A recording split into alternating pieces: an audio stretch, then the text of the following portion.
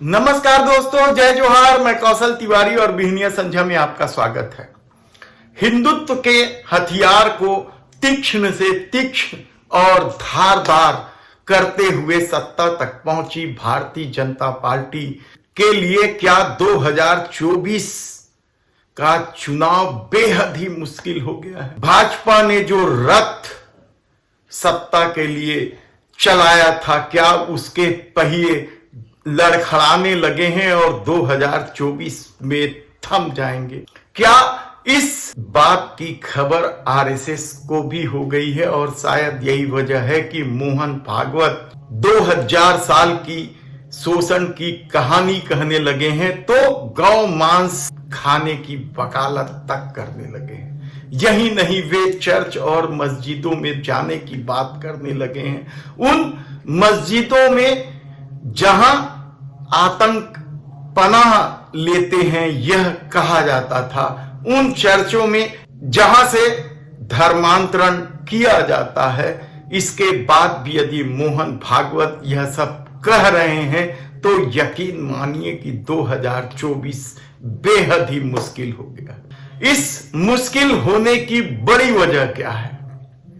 हमने आपको बताया था कि किस तरीके से देश के प्रधानमंत्री नरेंद्र मोदी ने 10 गलतियां की थी जिसकी वजह से 2024 मुश्किल हो गया। और आज हम बताएंगे कि नंबर 2 माने जाने वाले देश के गृह मंत्री अमित शाह ने क्या रणनीति बनाई, क्या खेल खेला जो पूरी तरीके से भाजपा का खेल खराब कर दिया और 2024 मुश्किल। यह दावा हम इसलिए कर रहे हैं क्योंकि सत्ता के दम ने अमित शाह को क्या कुछ नहीं किया।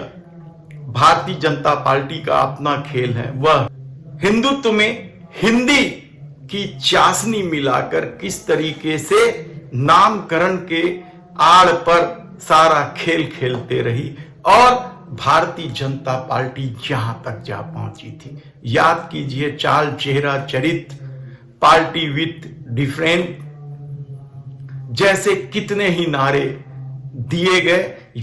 यहां तक कि सरदार वल्लभ भाई पटेल को बड़ा बनाकर या सुभाष चंद्र बोस के तस्वीर में छुपकर नेहरू गांधी परिवार के खिलाफत एक माहौल खड़ा किया गया था। वह क्या ढहाकर राहुल गांधी की भारत जोड़ो यात्रा के बाद गिर गया।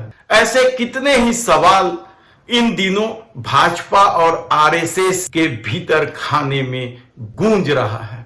और इस सब की वजह क्या अमित शाह की वह रीति नीति है?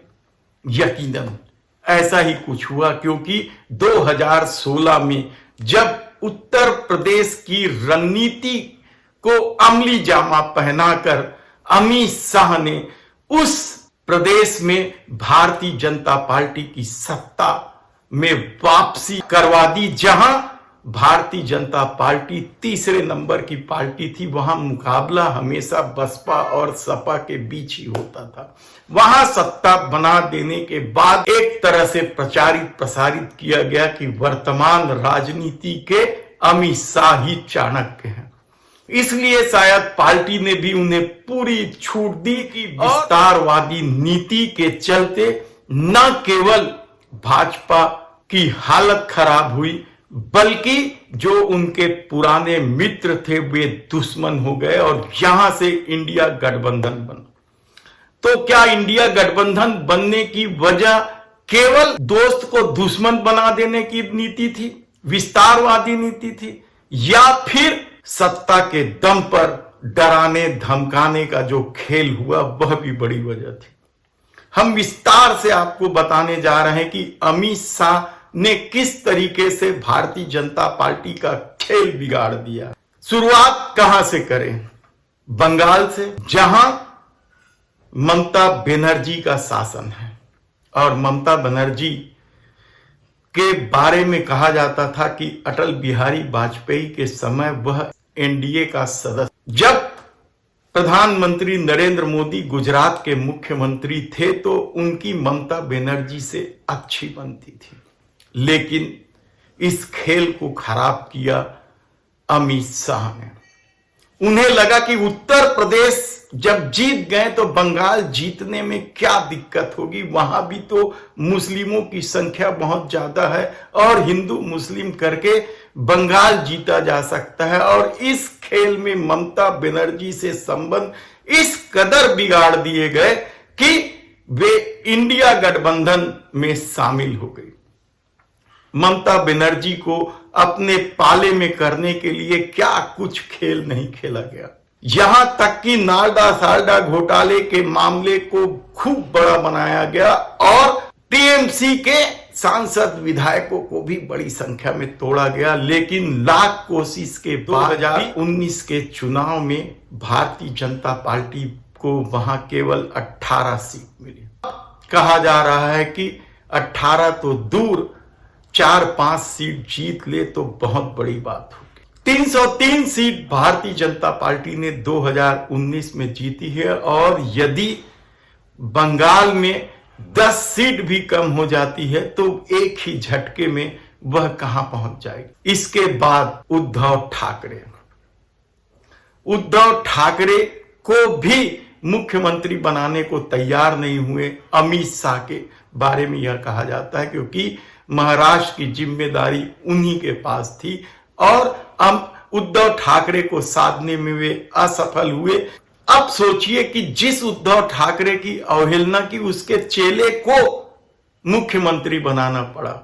यदि उद्धव ठाकरे को उसी दौरान मुख्यमंत्री बना दिया जाता तो महाराष्ट्र में भारतीय जनता पार्टी की यह स्थिति नहीं होती, क्योंकि वहां सबसे ज्यादा सीट है उत्तर प्रदेश के बाद। यानी लोकसभा की दृष्टि से महाराष्ट्र उत्तर प्रदेश के बाद दूसरे नंबर का सबसे बड़ा राज्य है और वहां भारतीय जनता पार्टी की स्थिति बेहद खराब है और 2.5 अंक भी नहीं छुपाए। 48 में से 41 सीटें भाजपा गठबंधन के पास थी और अब कहा जा रहा है कि उल्टा हो जाएगा, यानी 41 का 14 हो जाएगा। तब क्या स्थिति बनेगी, यानी बहुमत से ये 2 ही राज्य उन्हें दूर कर दे रही है। तब बिहार, नीतीश कुमार भी तो सबसे पुराने साथी थे, उन्हें भी आखिर किस तरीके से दुश्मन बनाया गया यह भी किसी से छिपा नहीं है। अब बिहार में भी 40 में से 39 सीट इन्हीं के पास थी, वह भी 2.5 अंक नहीं पहुंचेगी तो इन 3 राज्यों में ही 250 से नीचे चले जा रही है भारतीय जनता पार्टी। तब अमित शाह की रीति नीति के चलते पंजाब में तो सवाल ही नहीं है, दिल्ली को तो छोड़ दीजिए, 7 सीटें हैं वहां। लेकिन उत्तर प्रदेश को भी क्या अमित शाह ने खराब कर दिया है? यकीनन योगी आदित्यनाथ से उनका बैर किसी से छुपा नहीं, अब खुलकर सामने आ गया। और ऐसी परिस्थिति में 80 सीट वाली उत्तर प्रदेश में यदि वह 62-65 सीटें जीतती रही है, 2014 के चुनाव में भी उन्हें बम्पर सीट मिला था, 2019 के चुनाव में भी बम्पर सीट मिला था, और जब इंडिया गठबंधन बन गया है उसके बाद यह कहा जा रहा है कि 20-25 सीटें ही वह जीतेगी। तब क्या महाराष्ट्र और उत्तर प्रदेश के 128 सीटों में 100 सीटें उनके पास थी, लगभग 100 सीटें उनके पास थी, और अब यदि वह 50 भी पहुंच जाएगी तो क्या होगा, कहना बेहद मुश्किल है। और अमित शाह का यह खेल कहा जा रहा है कि कर्नाटक में भी चला। कर्नाटक खराब होने की वजह भी अमित शाह, तो हिमाचल भी खराब अमित शाह की वजह से हुई। ऐसे कितने ही सवाल इन दिनों हवा में तैर रहे हैं और आरएसएस यह समझने लगी है कि हिंदुत्व का जो खेल खेला गया वह अपने अंतिम सोपान से ज्यादा सीटें हिंदुत्व के आश्रय नहीं जीती जा सकती। और यह बात शायद देश के प्रधानमंत्री नरेंद्र मोदी भी समझने लगे हैं, इसलिए वे पसमानदा मुसलमानों को लेकर भी योजना बनाते हैं, उन्हें घेरे में लेने की कोशिश करते हैं। तो आरएसएस प्रमुख मोहन भागवत क्या कुछ नहीं कह रहे हैं। इस दौर में हैरान है लोग जो हिंदुत्व की वकालत कर रहे थे या कट्टर हिंदुत्व का झंडा उठाए हुए थे, वह इन राजनीतिक परिस्थितियों से बेहद हैरान। मध्य प्रदेश और राजस्थान, इन दोनों जगह भी क्या अमित शाह की वजह से भारतीय जनता पार्टी की हालत खराब हो गई। राजस्थान में तो खुलेआम वसुंधरा राजे सिंधिया और उनके बीच बैर को लोगों ने देखा है, और वसुंधरा राजे जिस तरीके से तलवार निकाल ली है, उसके बाद तो यह तय है कि राजस्थान में भी भारतीय जनता पार्टी को बेहद ही मुश्किल का सामना करना पड़ेगा। वह सभी सीटें जीती है वहां।